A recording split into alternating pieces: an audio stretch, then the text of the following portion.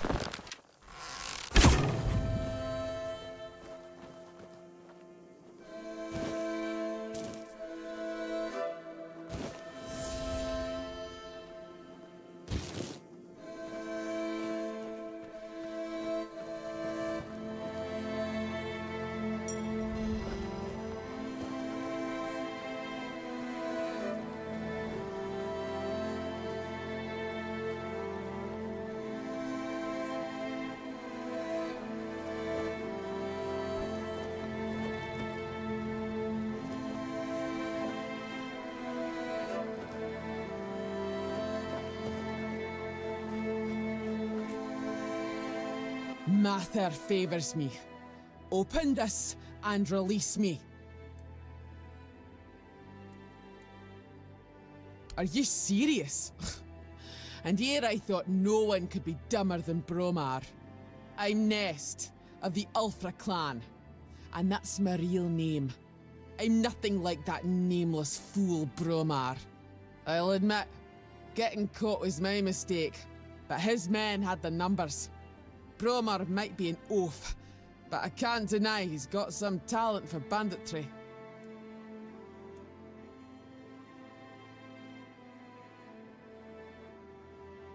Ah, I see you don't know much about the Dalriata.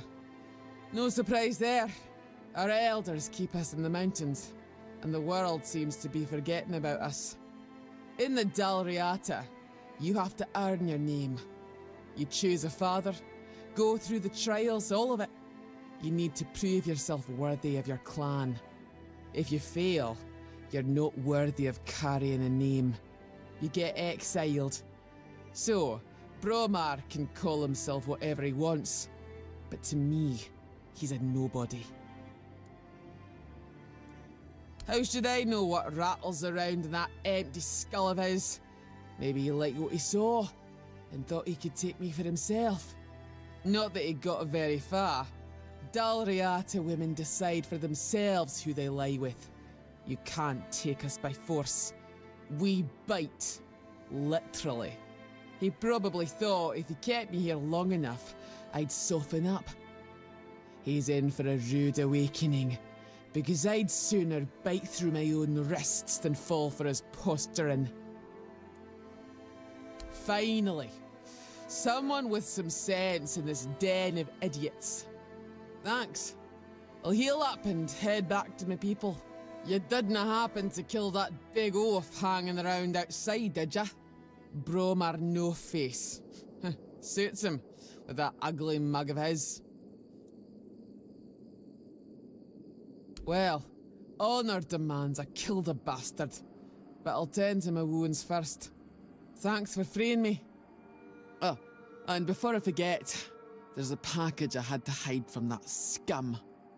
Dig it up, and if you ever make it to the Horns of the South, take it to Orla, the merchant. Or do what you want with it. Makes no difference to me. I doubt I'll make it back to her, but you might as well earn some coin. You're alright for a non-reata.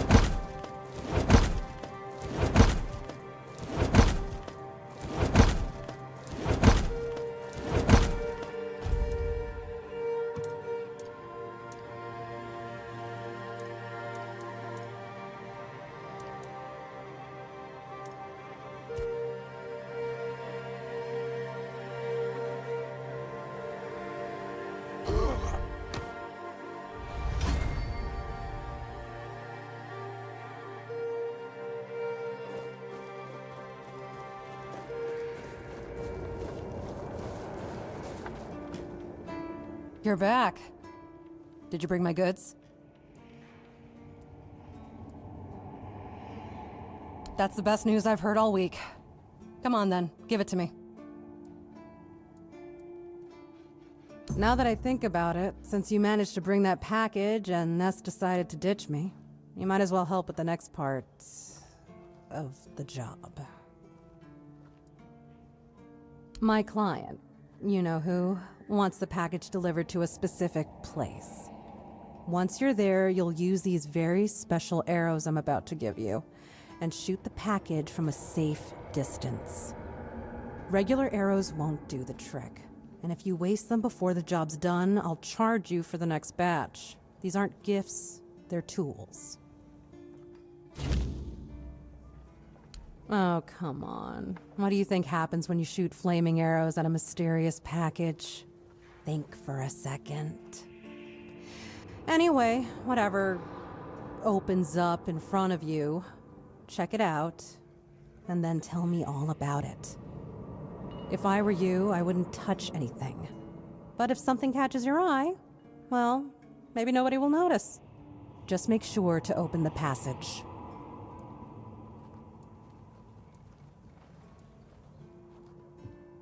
What does he care? He pays me to get the job done. How I get it done and whose hands do the work, that's my business. Am I some kind of seer? I have no idea. The captain's my client, not my friend. But if the rumors about him cozying up to the Dalriata tribes are true, you might stumble upon something related to them. Maybe some long-lost artifacts. I haven't got a clue. Personally, I think the captain's just trying to suck up to them. That would be very much like him.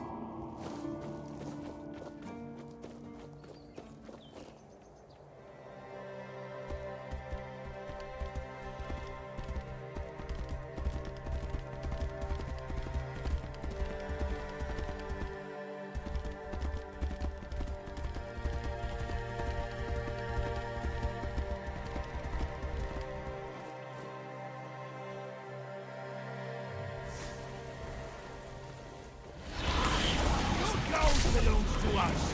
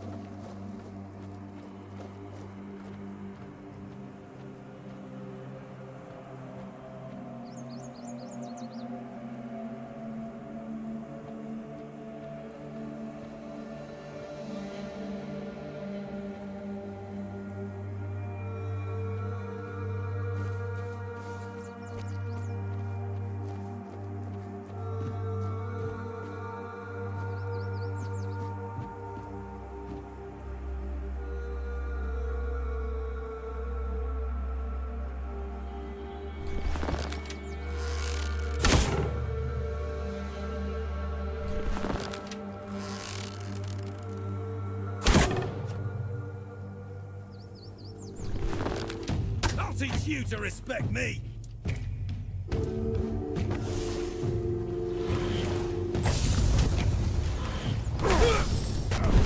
I'll teach.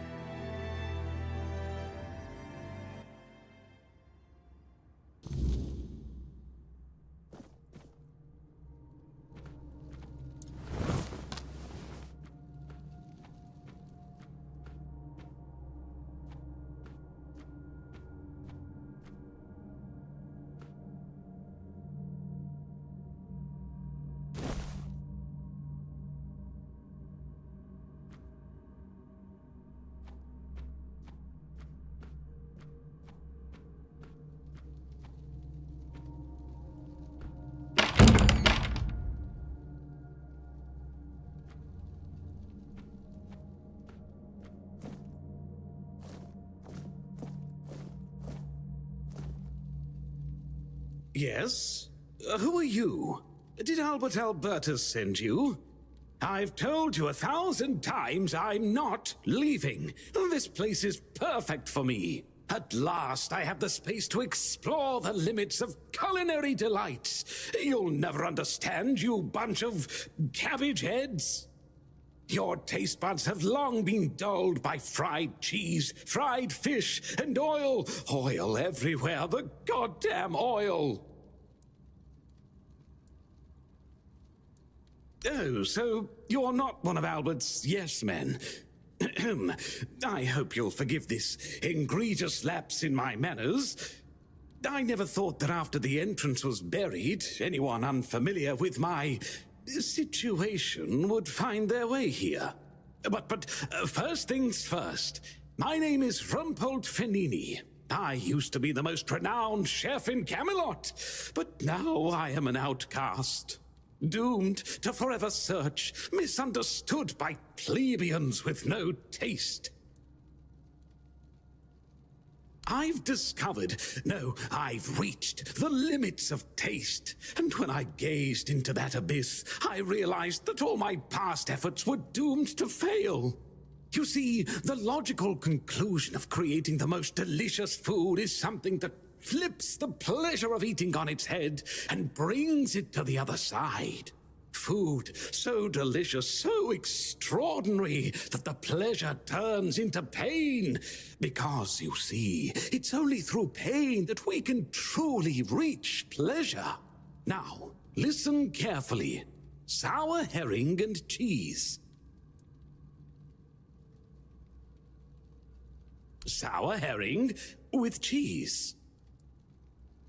Perhaps, but it's not supposed to sound, it's supposed to be seen. For what is virtue if you don't first know vice? This experience is meant to embody the essence of flavor transgression. Culinary norms and rules, they're nothing but simple amusements for the masses, limitations meant only to expose the cracks within them. Why don't you try it yourself? Though I must warn you, there's no turning back from this path. Once you've tasted the effects of my culinary transgression, nothing will ever be the same. Here's the recipe for my sour herring with cheese. The ingredients are for you to obtain.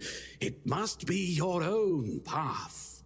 Just remember, it requires a special herring.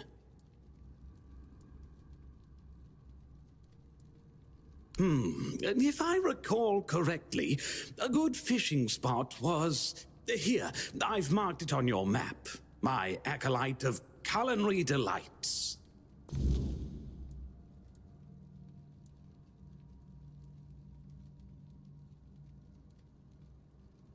Does he now?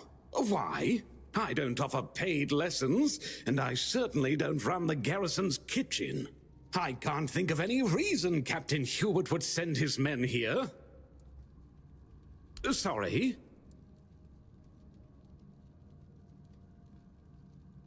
Oh, a change in command then. Interesting. I do hope Captain Hubert is well. He was very kind to me when I stayed at the Keeper's Fortress. Oh dear, I could ask what year it is, but honestly, I don't find it terribly important. I finally found my place and purpose. Time holds no meaning for me. Thank you for opening the buried entrance. The fresh air is quite revitalizing. You really can't eat properly when it's so stuffy.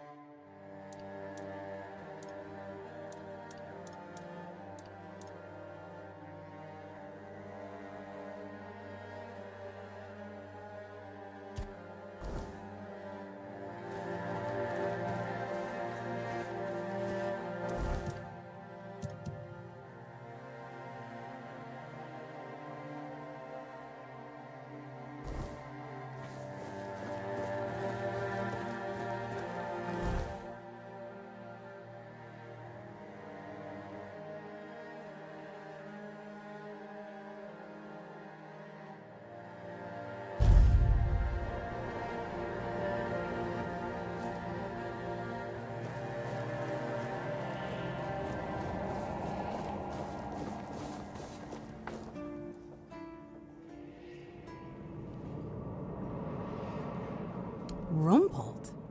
What are you talking about? You found someone alive in there?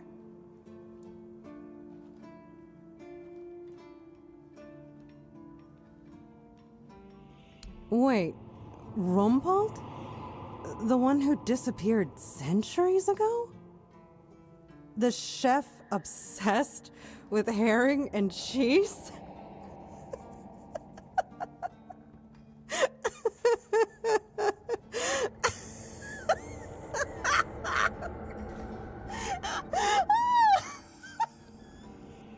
I can't! I don't believe it! All that effort, all that money, and it's Rumpled. Oh my god, I'm crying. But, well, a deal's a deal. Here's your cut. Honestly, I thought it was about the lost treasures of the Dalriada, maybe an army of undead berserkers, something that would end the world. You have no idea how scared I was of this job. And now you're telling me it was undead Rumpled. All right, I'm feeling better now. Do you need anything else from me?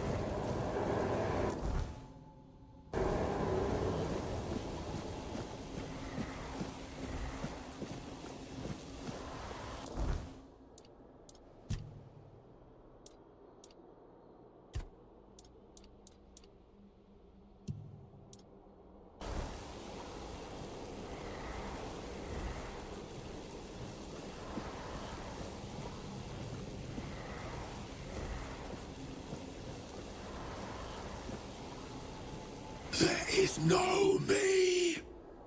There is no us.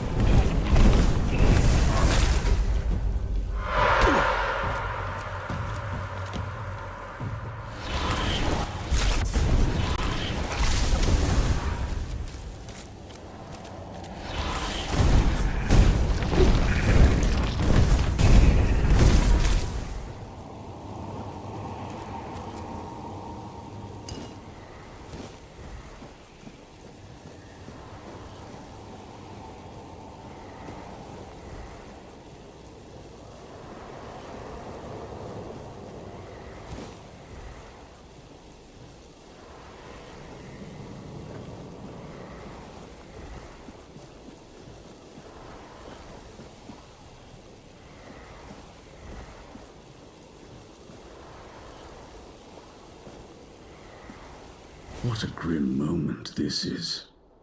I had hoped that poor wretch Mallory would be the last unfortunate trapped by the farce we created.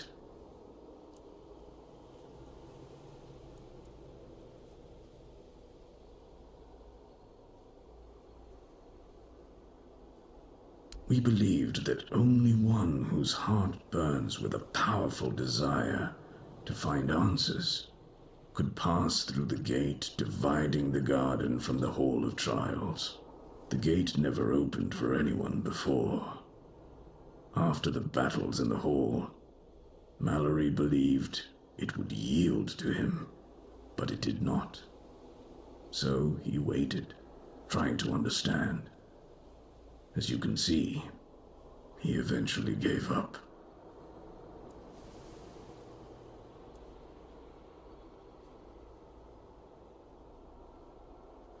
At a certain point, we reached an impasse. We realized we lacked an external factor. Someone with a different perspective, living matter with which we could collaborate. No, we were never certain he was the one we were looking for. We feared letting in someone unworthy. And in the end, we lost control. The soil began to drink blood. The garden started to change. We had no say in the matter. Other druids vanished, although their bodies remained.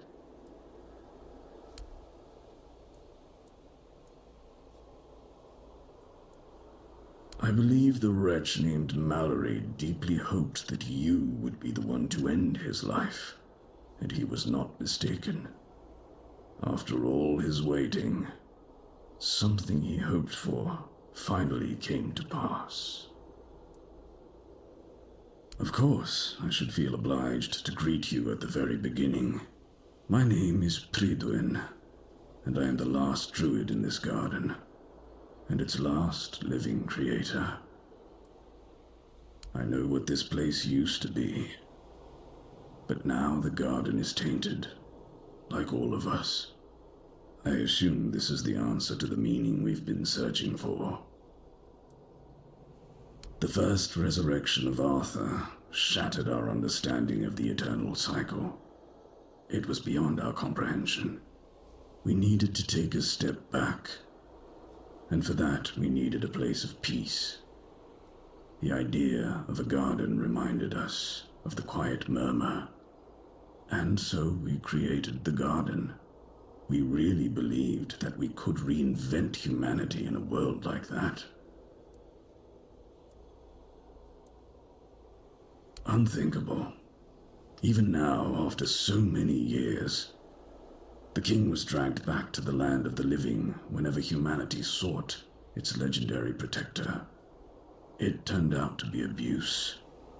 To take the memory of a life so precious and full of potential and turn it into a cruel mockery, step by step, over and over, leading it to its inevitable degradation. Not in the way I expected, but yes, I have found the answers. The source of our doom is humanity itself. It's an infinite jest and the perfect tragedy of our lives. That which makes us human is a hindrance that complicates everything. We never truly know what we are or the nature of our lives until we succumb to corruption. Whether it is born of madness or the weirdness, the result remains the same. Only then does everything begin to appear as it truly is. This place is like a terrifying mirror, and so it will remain, unless something is done to change it.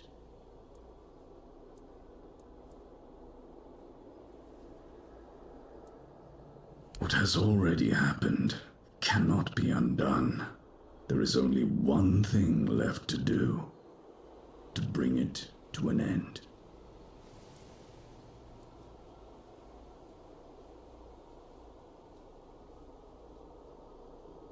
Forgive me, but I may not fully grasp your question. If you do nothing, then nothing will change. You may leave and allow things to remain as they are. But in time, it will all end regardless. Slow, inevitable demise. For in this world, all things move toward their end. There is a sealed gate. Beyond it lies something that must be destroyed. Whether to face this terror or not, the choice is yours. If you consider that to be your path, then here, take the seal. Abomination born from a futile and wasted life, the child of our vain pursuits.